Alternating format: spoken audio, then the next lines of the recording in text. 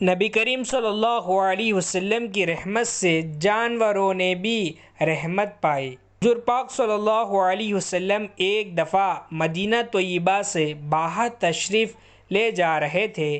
ایک یہودی نے ہرنی پکڑی ہوئی تھی۔ آپ جب قریب سے گزرے تو اس ہرنی نے آپ سے کہا، یا اللہ کے نبی، مجھے اس نے پکڑ لیا ہے۔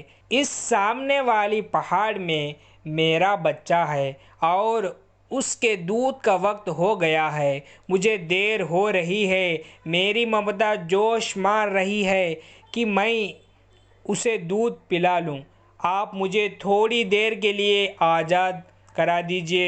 رسول اللہ صلی اللہ علیہ وسلم نے اس کی بات سنی تو یہودی سے کہا، تھوڑی دیر کے لیے اسے آزاد کروا دو، یہ دودھ پلا کر واپس آ جائے گی۔ اس نے کہا، بڑی مشکل سے اسے پکڑا ہوں، کیا آپ اس کی ذمہ داری لیتے ہیں؟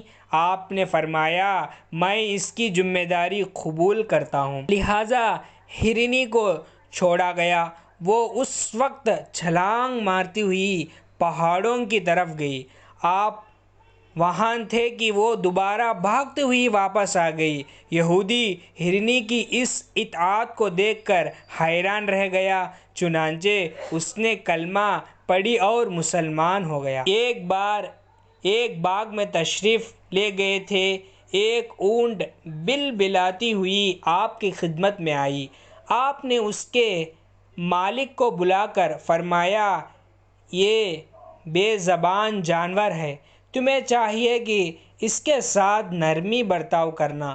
یہ شکایت کر رہی ہے کہ تم اسے کام زیادہ لیتے ہیں اور اسے چارہ تھوڑا ڈالتے ہیں۔ سبحان اللہ!